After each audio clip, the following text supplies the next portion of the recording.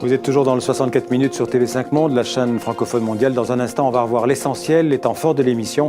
Mais d'abord, un point sur les derniers développements de l'actualité.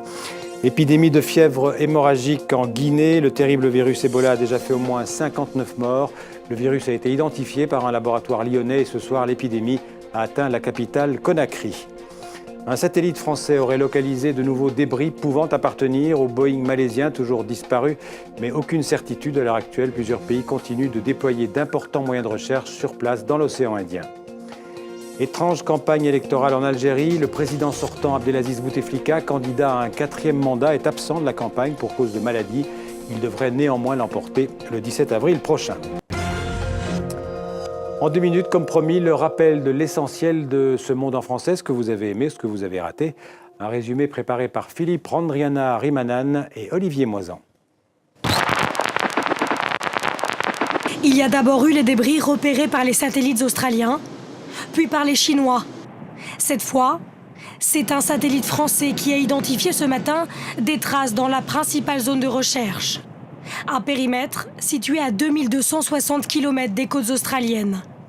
Grave incident à la frontière entre la Syrie et la Turquie. Un avion militaire syrien bombardait des rebelles qui tentaient de prendre le contrôle d'un poste frontière. Cet avion syrien a été abattu ce dimanche par la défense antiaérienne turque. Je tiens à féliciter nos pilotes et l'équipe de notre général en chef. Je tiens à féliciter nos forces aériennes.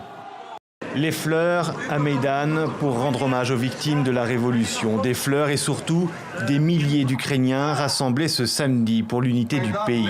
Une manifestation en réponse au rattachement de la Crimée à la Russie et aux prises des bases ukrainiennes par des forces pro-russes.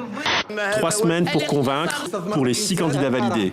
Mais le grand favori est le président sortant, longtemps absent, qui est réapparu pour la circonstance.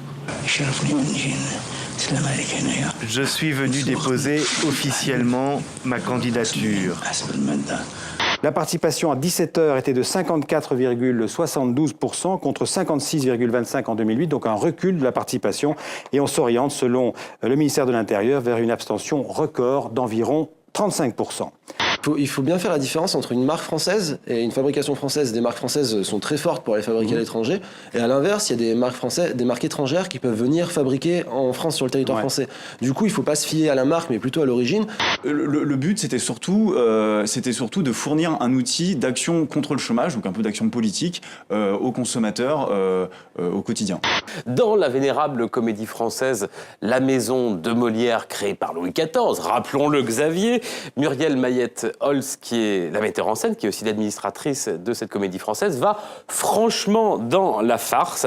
Elle signe une mise en scène avec ses acteurs qui jouent en plein milieu de la salle, dans le théâtre.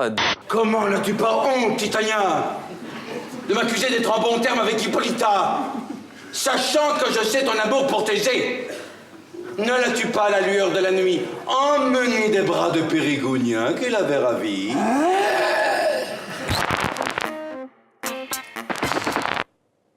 Avant de nous séparer, une pensée pour les 6 otages français, 4 retenus quelque part en Syrie, Didier François, Édouard Elias, Nicolas Hénin et Pierre Torres, et puis 2 au Sahel, Serge Lazarevich et Gilberto Rodriguez.